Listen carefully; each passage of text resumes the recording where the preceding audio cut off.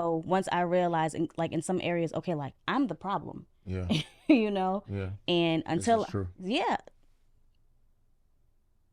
If I was your best friend, I'd want you around me all the time. Can I be your best friend if you promise that you'll be mine? What's up? What's up? What's up, beautiful people? hello, beautiful people. Yo, it's so good to see you guys again. Yeah, it is. Happy to be here. How Happy you to be feeling, here. beautiful? I feel great. How about you? You look great. You look great. Yeah. Yeah. I love you long time. I love you long time. So today's episode is special. Yeah, it's super special. Let's just keep it real here. Today is our 7th year anniversary Yeah. being Married. married. Yeah. Okay, the friendship marriage. Yeah. The friendship marriage. Yeah. So in this episode, we're going to be sharing 7 secrets that we've learned 7 lessons we learned in in 7 years. years of marriage. Yeah. Mm-hmm. So good. Okay. So we're going to start out today with our question. And I think this is a fitting question for today's segment.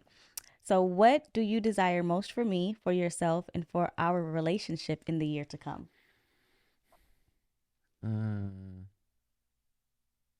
Organized, Organization? organization. So, more structure.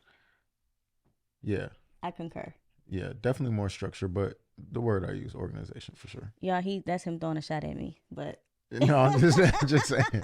That's definitely more organization for sure. I concur, specifically in this space, yeah, this space, because it's been a lot to learn in a short period of time.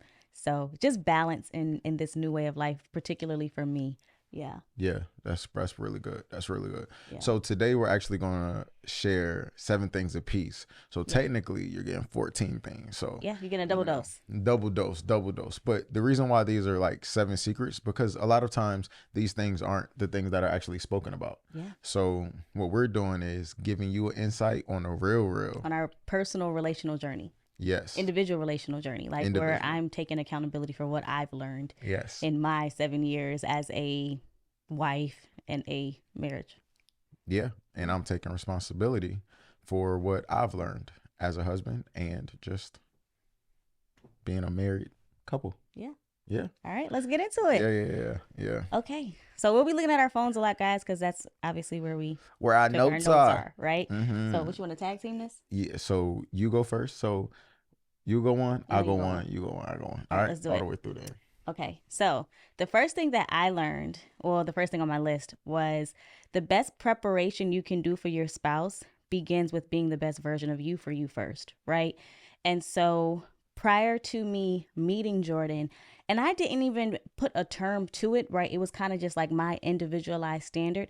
I was practicing celibacy, you know, and my whole thing was, again, like, what did you do to deserve that level of access to me? Yeah. Just expressing interest wasn't enough. Yeah. Or even just making you your girlfriend. Well, that's indefinite. Like, you can choose to not make me your girlfriend tomorrow. Yeah. Right. And then I'm stuck with that emotional disc recoil, you know, because of that. And having experienced that and knowing the ramifications of that, I recognize that, yeah, no, this is not for me. And so little did I know that I knew that I was being obedient, but I didn't know the extent of my obedience until now. Yeah. Right. And so it definitely shielded me from a lot of things. And so just in that small way of me ensuring that I was better for me, made me better for you.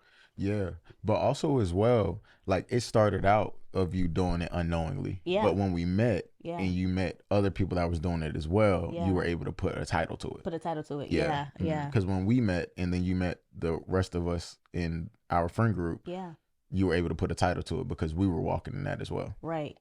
Yeah, which is really cool. I mean, and I wasn't looking for a verbiage for it to like justify it. I was just like, no, this is in my heart. It was a personal conviction without me realizing it was a conviction. Yeah. So, yeah, that's good. Yeah, I would definitely agree with that because, well, you already know in my journey, it was really like, hey, I'm not going to get into another relationship. The next person I be was going to be the person I marry. So I was strictly friendship with everyone. And it's so funny because even when I had slip ups, but even when he would say that, like, I never correlated to the very words that came out of my mouth. Was like, God, you're going to have to send the next one. Yeah. So in your own way, we had said the same thing in two different ways. And even when we met each other, that wasn't even a theme of our friendship. I don't even think we had a conversation about it, so. Well, we had conversations about Our standard, but I don't think we ever realized how much our standard aligned. Yeah, it wasn't. We didn't really. That way. We didn't have conversations about how our standards align. We just had conversations about it was a known standard among us. Right. Yeah. Right, yeah. Yeah. We never really coerced it. Yeah. It wasn't like we were doing it like together. Right. We were doing it individually, and then we happened to all be together. Right. Because we were doing it individually. Right. Yeah. All right. Cool. So, my first one is maturity takes time. Maturity takes time. Yeah. Some understanding only comes with time. For sure. There's so much that we've been able to do, that we've been able to mature ourselves along in a journey. Mm-hmm. And whether that be us with our faith in God and scripture and serving and, to keep our heart right and heart clean, being right around the right community, the right mentorship, the way that we talk to each other, the way that we process things. Mm-hmm. There's many things that gave us the edge up. But even with all the things that we've worked on, progressed in, there's still things that there's still perspectives that we couldn't reach without time. For sure, because this takes time. Like, in order for me to understand the way in which you conceptualize things, the way your emotional response to things, that takes me maturing in the relationship. That takes time in me maturing my analysis of you, my analysis of myself. Like, many people say when you get married, you actually don't know what you're coming into an agreement with.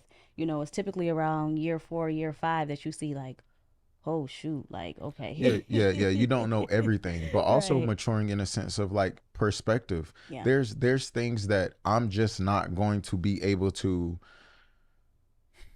really understand off rip. Right. There's certain things that take time to mature the perspective. There's certain things that you're not going to be able to just understand off rip. There's certain things that you're going to end up understanding years later. There's things that we understand when we're 30 that we didn't understand when we were 25, or that we understood at 25 that we didn't understand at 18. But that mirrors our relationship with God.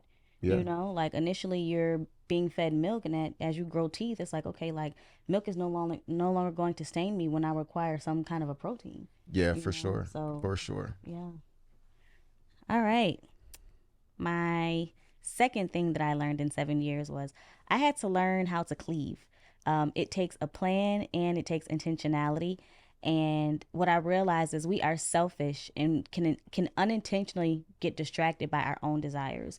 And so I think that is something that pre-marriage counseling needs to like weigh in on more, like the actual cleaving process and what that looks like and what it takes to do that. Because most people are still living in their individualized perception of marriage. But until you actually learn, like, whoa, like, I'm going to have to shed some stuff for the betterment of our marriage, for the betterment of our relationship, for the betterment of our plan. And without that, it makes it just so much harder. And so although I knew we were married, cleaving was never truly a focus. Like, I thought I was doing it subconsciously, because you feel like it's an automatic to some degree, especially when you don't have a reference, you feel like, oh, it'll come, it'll happen. I mean, we're married, we talk, we live.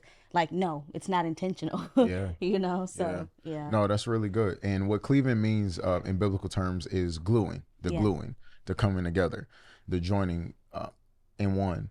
And it's connected to that maturity thing again, though. It's kind of like you just think that you know something that you don't really know. That you don't know. And you don't realize that you don't know until time exposes that you don't know. Yeah. You don't know what you don't know. Yeah. And a lot of times we think we know more than what we actually know. Yeah. So my second one is, as a husband, you will lose to win sometimes. You will sometimes lose to win. And basically what I mean by that is not sometimes the period that you go through that you're not on the same page, even when you're trying to get on the same page, you will have to sacrifice something in order to move forward. So I might have to sacrifice a preference. I Mm-hmm. might have to sacrifice an idea. Mm-hmm. I might have to sacrifice my feelings about something Mm-hmm. to move the relationship and marriage forward. Yeah. You know, because in that moment, whatever level of understanding that is there, that's the only level of understanding that's there. Yeah. And sometimes you got to give to get ahead. Which is so good because, and when he's saying that, like, I can accept accountability in this, I used to be very pessimistic. I'm growing, I'm maturing, right? And so there were a lot of times where he was just like, woman, why don't you just get it? You know, and I just didn't get it. Yeah. I literally just didn't get it. And so, you know, he would maybe have to lose an expectation or lose Yeah. XYZ, you know, just in order to move forward. And I believe that that is applicable to both, you know, Yeah. partners at some point in marriage. Yeah. You know, we're all going to have to lose something to gain something even more. Yeah, and I don't, and we don't mean like lose standards. No, You know, we no, don't no, no, mean no. lose standards, but we do mean exactly those examples of losing those expectations, because not every gain can be achieved with a win. Yeah. Some only come by way of loss. That's so good. Yeah, that's so good. So, number 3 is I had to learn how to be patient with myself and forgive myself when I fell short of my imagination of a wife instead of the reality. Yeah. Yeah, I'll say that one more time because I know there was a lot. Yeah. So I said, I had to learn how to be patient with myself and forgive myself when I fell short of my imagination of a wife instead of the reality. And that is just because, again, you know, when you don't have a marriage that you want to emulate, Right. you're only stuck with what you read. Right. You know, you're only stuck with the imagination of what you see on television or what you see on other people's social media accounts. And you're just like, why am I not measuring up? Yeah. Why do I keep failing? Yeah. You know, because I remember I used to continually say to you, I feel like I am failing at this. Yeah. Like anything else that I put my attention to, like I excel at. For whatever reason, you still are continually expressing discontent in some way, shape, form, or fashion. And I used to be frustrated, y'all, like so frustrated. And I was like, God, okay, like, why am I here? Like, what are we doing? Yeah. You know, and then I had to realize that I am living in the imagination of what I think that I should be instead of accepting the reality of what this is and what it costs for me to actually be this, like how to curate myself to become who he needs in this relationship, because who you came in as is, you can't stay that person. Yeah, you can't. You know, and so I think subconsciously I was just like, okay, well, that was enough, right? Even though this wasn't our intent, Right. you know, so why isn't it enough now? But that's because very few times when people talk about marriage, or primarily women when they reflect, do they talk about how they attribute it to the either success and or failure of the marriage, Oh, that's good. you know, without talking about the things that they had to do to change the places they had to shed, you know. And so once I realized like in some areas, okay, like I'm the problem. Yeah. You know. Yeah. And This until is true. yeah.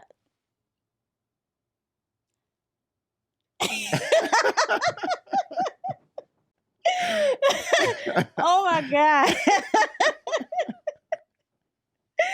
And until I came to that realization, that's when I was able to like fully relinquish my expectation of what I imagined, and just leaned into the very harsh reality of who I was, but furthermore, who I could choose to become.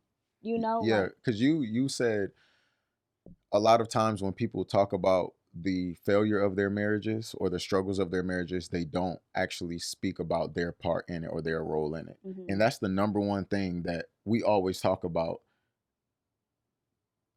How I always mention, pay attention to that. yeah, You know, because a lot of times women will get online and they'll be like, "Hey, this is why my marriage didn't work out," or "Hey, this is why this didn't work out." Or I'll have conversations with men and they'll be like, "Oh, well, this is why this didn't work out," or "This is why that didn't work out." But a lot of times they leave themselves out and they constantly harp on the other individual's role in how that person did this or that person did that.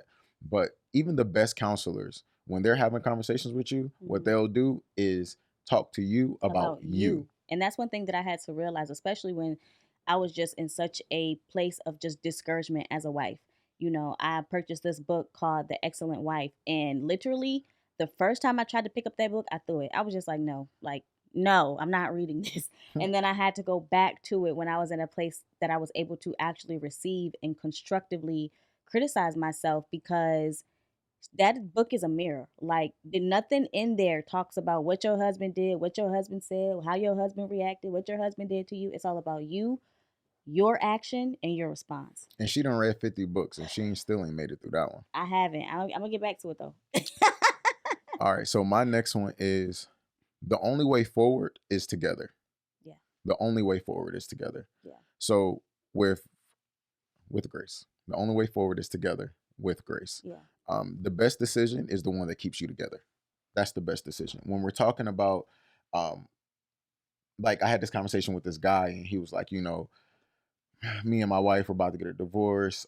You know, we got into disagreements. I moved out of the house and me living outside of the house and us being separated. So they didn't like have space. Like they kind of were separated. Mm-hmm. And he got caught up at the gym, you know, and then she ended up finding out, you know, then now they're getting a divorce. Right. And he was just going through all these different scenarios. And I was like, well, and you know, I shared with him some of our experiences. And I said, you know, where I can tell was the main place that you made the mistake was when you left the house and your kids and your wife was alone. That was the biggest mistake. Yeah. You know, that was the biggest mistake. And from there, it opened the door for everything else. Yeah. So yes, what you did afterwards, that is important and that's bad too, whatever. But where it went wrong was when you left the house. Yeah. You know, he left the open door. Right. He left that open door because yes, it happened with him, but it could have easily happened with her, you know, or it didn't even have to be something sexual where it had to be another person involved. It could have just been beginning to get used to living lives separately, you know? So the thing that I would say is moving forward together, whatever that it looks like, whatever you have to sacrifice, give up to move forward together. And I don't mean that move forward together in toxicity, move forward together in unhealthiness, but whatever that moving forward together in healthiness looks like, that's the best way forward. Yeah. Together with grace. Yeah. And that might require a loss for a gain. Yes. A loss for a gain. It most likely will require a loss for a gain. Yeah. So number 4, I had to learn how to curate myself for the health or longevity of our marriage.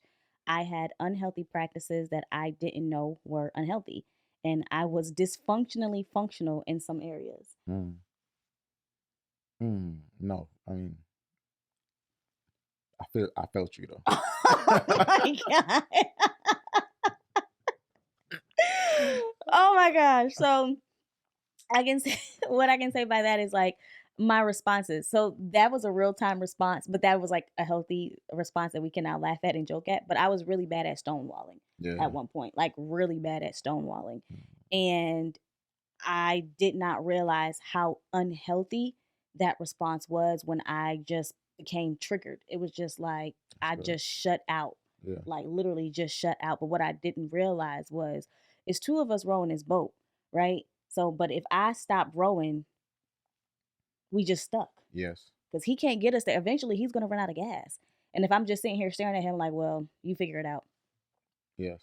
And that's what I would do a lot of the time. Yes. And that's good. Yeah. And so, I thought that, well, if I don't say anything and if I don't do anything, like, I'll just deal with it later. No, but because later has perpetuated into so many other things that now I'm not just dealing with that one thing. Yeah. Right. Good. And so I didn't know how unhealthy and or how dysfunctional I was. And that's very small. For some of us, it can be anything else, but that just goes to show you how like all it takes is you being able to shed light on one area and be honest with yourself. Yeah. Like, and, you know, actually be real with yourself and accept that and be like, yo, like, I actually need some work. Like, I got some things that I need to improve on. And it's not necessarily, and you can't look at it like, oh, like for me, like, no, I have to lose that emotional response and learn something healthier. That's not to say that you're not entitled to your emotion. You are, but you need to pick and choose which ones can still express your emotions, but in a way that is still very much healthy. Yeah, that's good. That's good. And that goes for men as well, because I'm not a stonewaller, but I know there's a lot of men out there that are, and that will shut down and that aren't healthy communicators. And I just want to say is that response is unhealthy. You might think it's controlled, or you may think it's, oh, I'm just not I'm trying to avoid getting into an argument. Mm-hmm. But the truth is that it's unhealthy, because the only thing that's healthy is healthy dialogue. And if it's not dialogue, it can't be healthy dialogue. So first it has to be dialogue, and then it also has to be healthy dialogue. All right. My next one is balance will cost you. Balance will cost you. Oftentimes we're all chasing this idea of balance, right? Family, finances, faith, fitness. We're trying to balance all these things. But as we know, saying yes to something is saying no to something else. So, because you say that all the time. All the time. And I'm telling God it's good. No, but it will, though, because you will, again, going back to that lose to gain, you will lose in an area. You will. You can win in all the areas. You just can't do it all at the same time. Yeah. You know? So different seasons you'll have to pick and choose, right? And then hopefully, right, with God's grace and y'all's effort, you can get to that place of juggling all these different things. But balance is never just still. No. You're only having to keep your balance if something is off, like it's if rocky. Yeah, exactly. If it's rocky, if it's wavy, if there's an imbalance, right? If you're juggling multiple things, because different things weigh different things, like different responsibilities have their own weights, and you will lean side to side throughout your life, period. So I say that balance will cost you. So don't beat yourself up too bad because you're not getting everything perfectly right. Just know that it's going to cost you no matter what you do, in whatever form you do it. Just keep working at it. Yeah, that's true. That's really good. Number 5 for me was I learned the title friend means more than wife. Wifeship is the job, friendship is the relationship. And so that's good. I remember early on, our first year of marriage, he was like, I just want you to focus on being a wife. And I'm like, I don't even know what that means. Like, literally, I was like, I don't even know what that means. And so I just went back to doing what I knew how to do. Right. I'm like, we're married, but like, I think that I'm knowing how to be a wife. I mean, I'm cooking, I'm cleaning, I'm going to work, but I really didn't. I guess I knew the societal standard of being a wife, but I didn't know how to be your wife. Yeah, that's good. Right. And so like you have to learn how to be your spouse's partner. So when we go back to talking about how to curate yourself for them, if your spouse loves when you wear your hair a certain way, when you wear your nails a certain way, if you carry a certain scent, right? If you respond in a certain way, like if they want to have conversations in a certain way, that is you curating yourself for them. And so I did not know how to do that. Like again, we did do premarital counseling, but when we talk about that was kind of like the generic big picture. Right. And the only thing it really alluded to was our level of compatibility, which we already knew. Right. You know, but when you get into the intricacies of like the day-to-day aspect of relationship, we had that down packed by way of friendship. Right. But then when you put on the title of wifeship, I was like, I don't know what this man wants me to do. And so I struggled significantly until I realized that I struggled and then actually sought out some help. Yeah, that's really good. That's really good. Yeah, same here. Same here. You just got to learn how to curate yourself. And a lot of times, listen, men, the main thing that we like to lean into is our bravado. But the thing that I always say or think to myself when I do see a lot of men leading with that bravado, as men, we're going to have that regardless. But in the same instant, it's like, it's so easy to use that as a crutch for your identity, when in all reality, humility, understanding, those are the things that you're going to really need to navigate your way to abundance with your partner.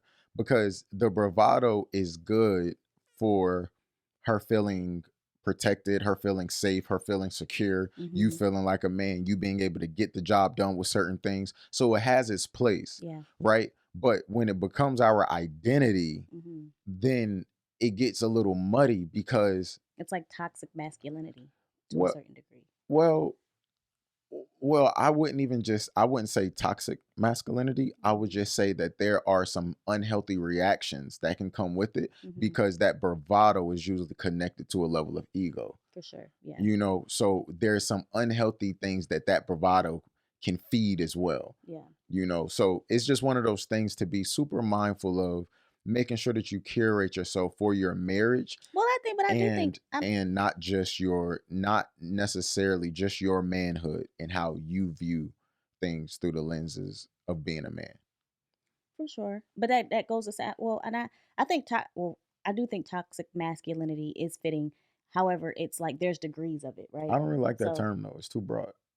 okay, well then You that's know, fair. because I don't think that masculinity can be toxic. I think that people can be toxic. Okay, that's fair. Mm-hmm. That's fair. Yeah, you got it. All right. My next one is find ways to respect your wife's mind while leading. Find ways to respect your wife's mind while leading. So she may not articulate in a way that you agree with or understand, or she may not articulate in a way that you agree with, or she may not understand what you're trying to convey. She may be right or wrong altogether.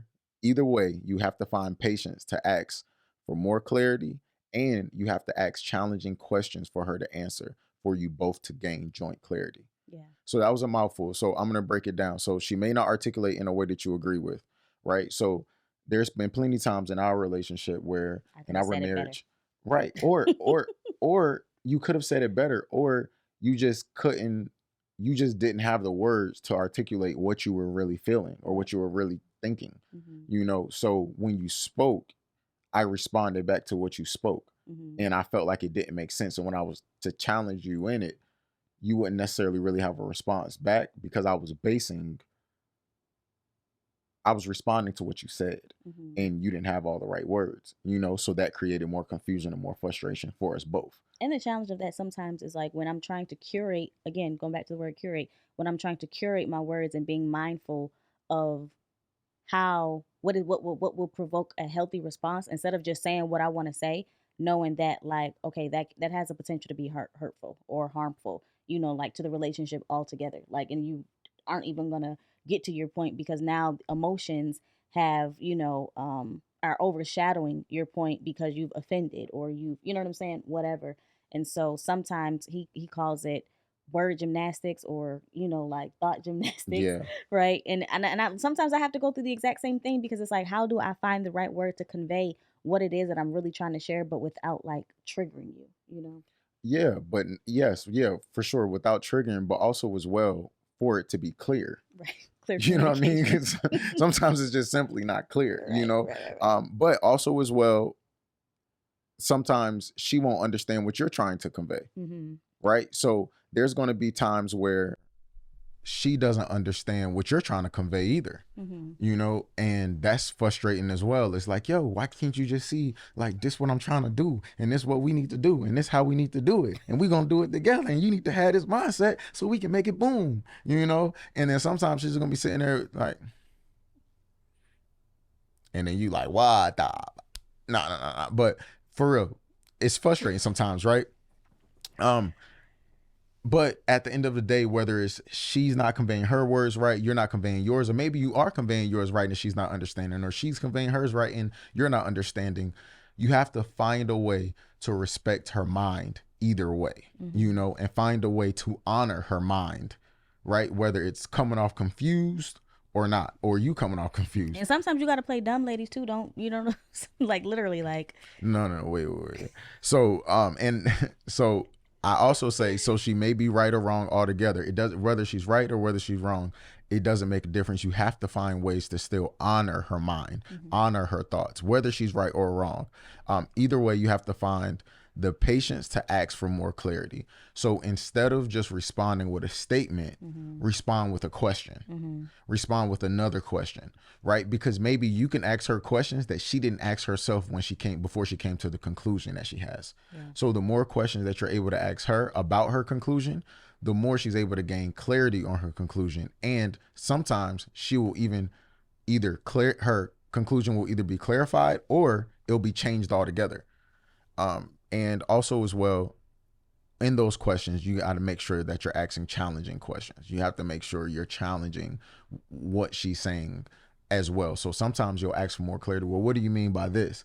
And then she's able to say what she means by that. Yeah. But if you're able to say what you mean by that, and I say, well, how would that work when now I'm asking you a challenging question? Now I'm challenging your thought perspective on something, right? And not in an unhealthy way or not in an argumentative way, but in a question. Right. You know, well, how would that work if we have to do boom, boom, boom? Right. You know, that is where more clarity comes, rather than just feeling like she just needs to understand, or what you're not getting, or you're not understanding me, or what are you talking about? Right. So that's my one, is find ways to respect your wife's mind while leading.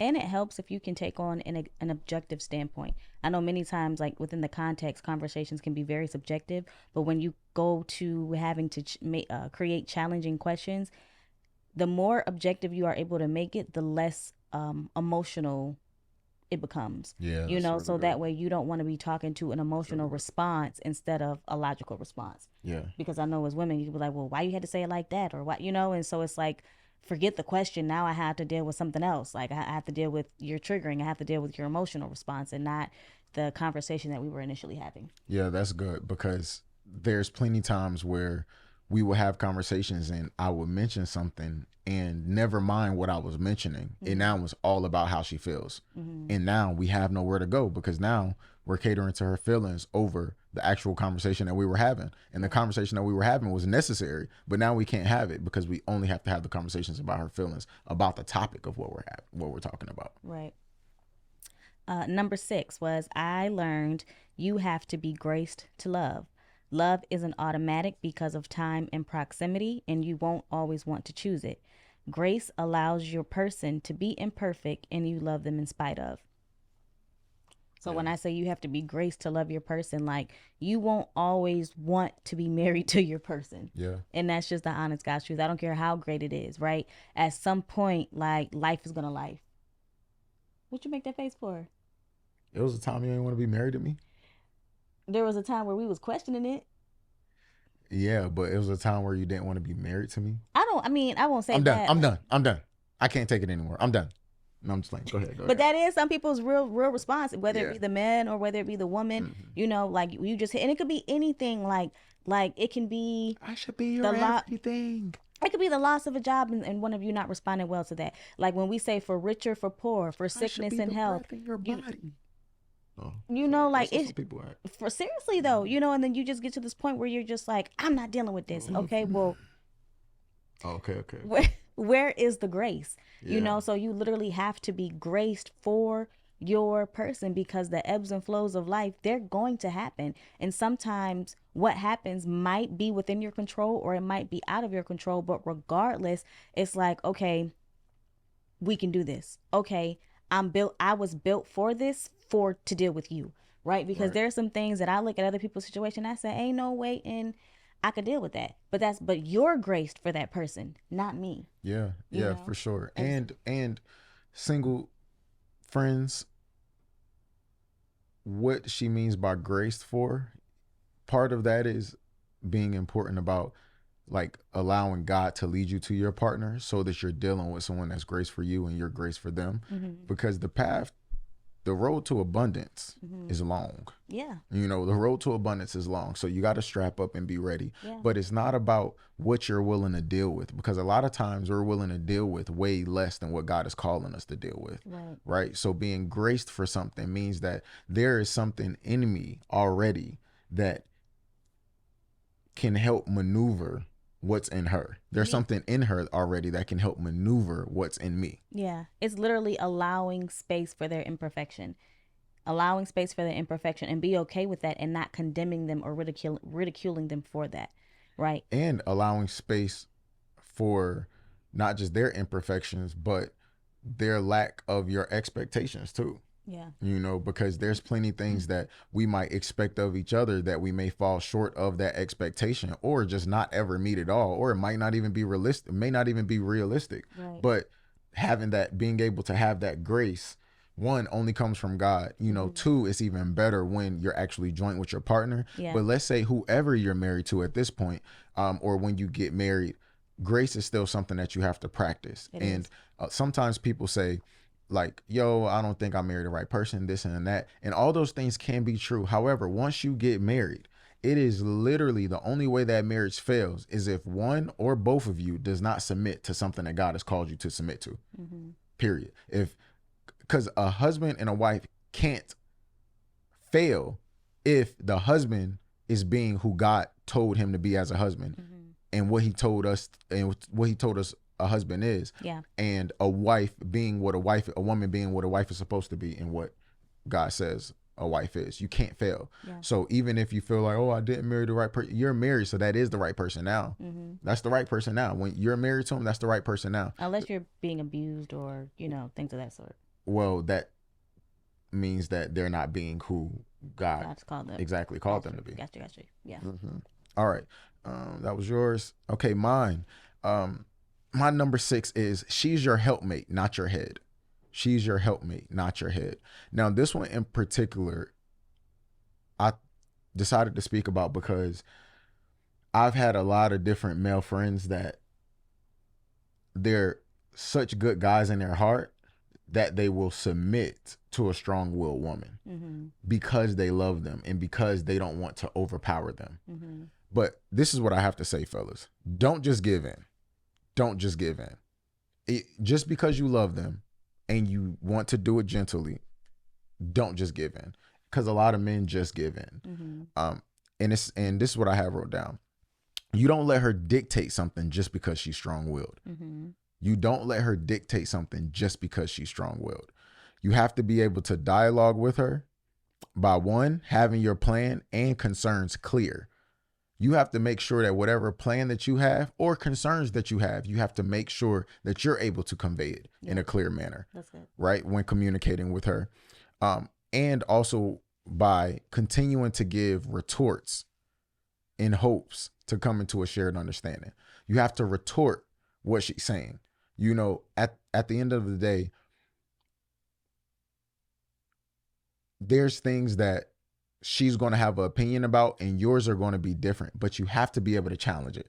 You have to be able to challenge it. And again, going back to the other number, challenging it with a question, definitely with a question. You have to ask challenging questions. You have to give, you got to give some blowback a little bit. You have to, you got to debate it out, and in a healthy way, in a loving way, but you cannot just give in.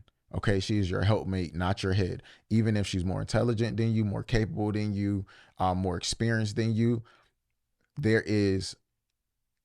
listen, even when the CEO hires a tech person or the owner of a company hires a tech person that knows more about tech than them, they still have the say so on what the tech actually attacks or what the tech doesn't, the direction, right? So they still can say like, okay, I'm going to take all of your suggestions, or no, let's just do these for right now and then we'll take care of those later.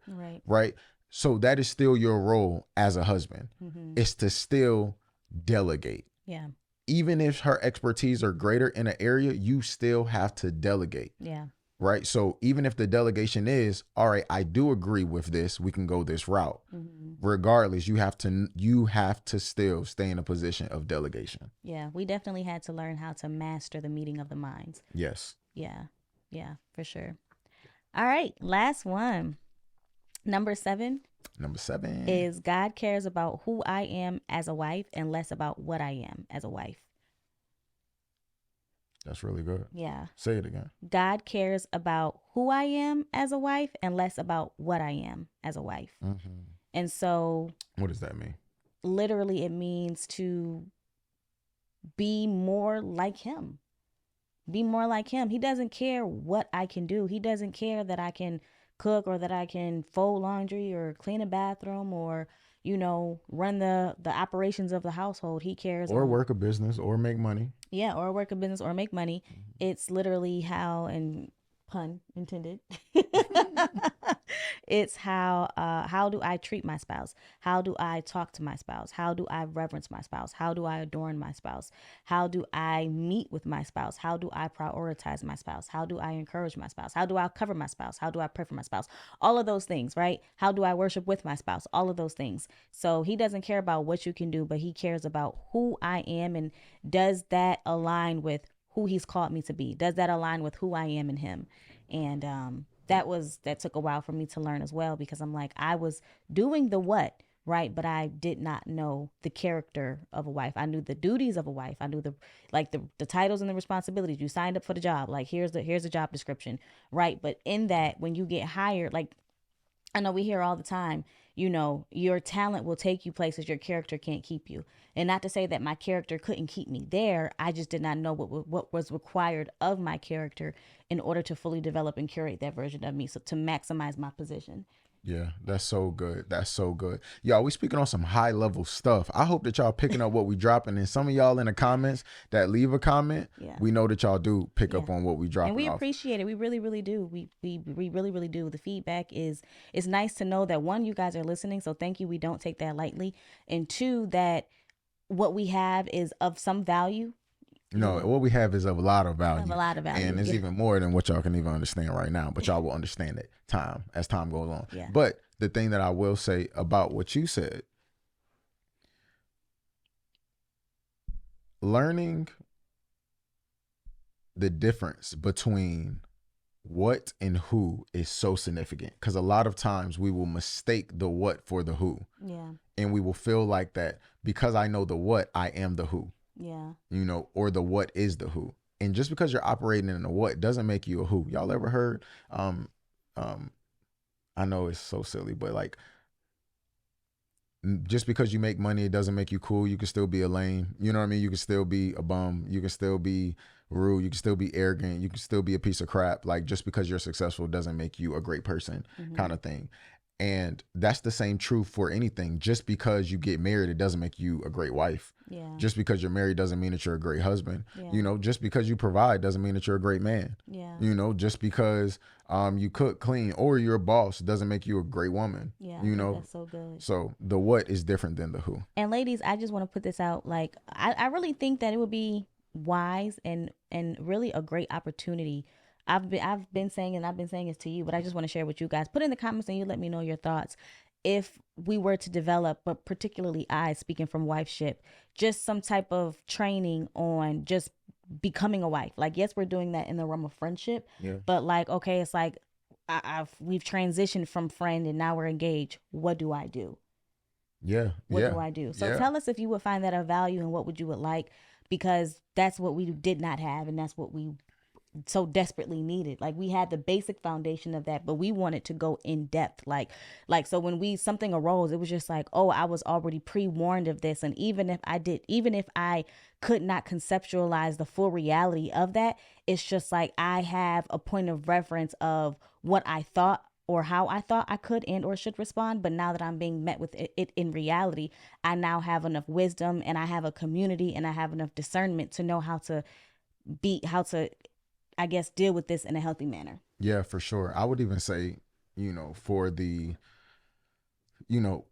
ladies that are, even the ladies that are single, learning what that wifeship looks like during your single season. Yeah. For sure. I mean, we're here for you. So we want you guys to maximize, like, use us. This is why we do what we do, because we want to help you avoid those landmines. Like, as you navigate, the road of marriage and the road of friendship and the road of engagement, like, we definitely want to help you navigate through those landmines. Yeah, and enhancement comes from education, obviously applied education. But every time that someone talks about something that they've achieved, the main thing I always hear is the studying that they did to get there. Yeah. The studying, whether that's formal or informal. And we still study, like, to get better. Yeah. All right. So my last one is this. Simply put, it's your responsibility, bro.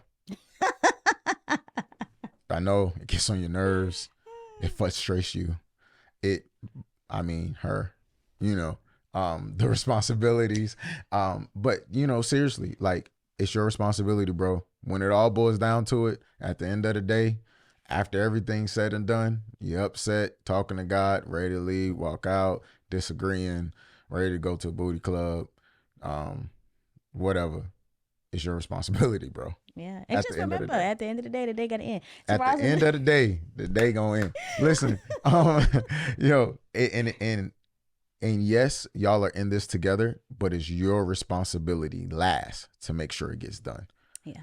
To make sure that you guys get to that place of clarity. It may not be today in the disagreement that y'all had, but it's still your responsibility to make sure it's your responsibility last. So it's like if you ever work somewhere and then you're the person that closes and you're the person that locks up, at the end of the day, even if you put somebody else in charge to do it, if it is your job to make sure it gets done, it is your job to make sure it gets done. And men, it is your job. So that means you can't do it on your own. You're going to be confused on your own. You have to make sure you seek out wisdom. That's online. Sermons. You got to make sure you're listening to God. Make sure you got the right circle around you. And I'm going to start saying this at the end of every episode for you all to hear, is that everyone always asks the path of friend to fiance, the road from friend to fiance, finding your friend in forever. No, you don't go around playing duck, duck, goose with anybody that you become cordial with and then you call them your friend. Okay. You find healthy community, right?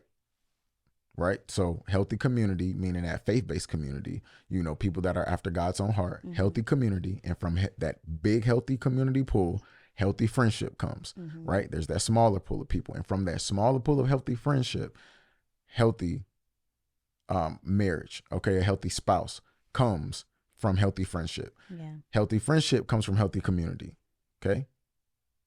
Then from healthy friendship comes a healthy spouse, all right? So it goes community, friendship, spouse.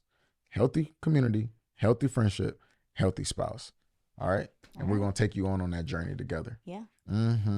7, y'all, listen, we broke down 7 secrets. Y'all got 14 because y'all got both versions, both sides.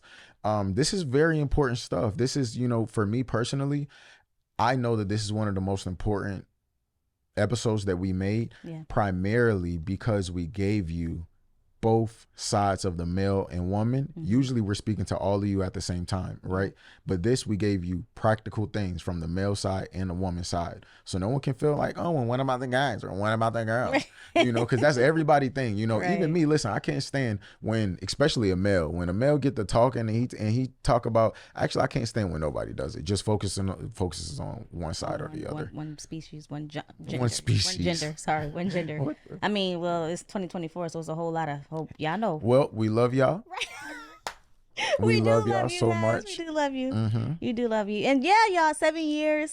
To God be the glory. We looking forward for a decade. Y'all, in a decade, we going to do a vow renewal, right? So yeah. At 10 years. 10 years. We looking forward to that. But for sure. Yeah.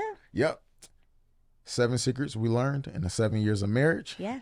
I love you, beautiful. I love you, handsome. We love you all. Click, like, subscribe, comment, talk to us. Peace. Bye. Jesus, thank you for 7 years. Thank you for us being able to be here doing this right now together. And we believe you. We trust you. We need you. In Jesus' name, amen. Amen.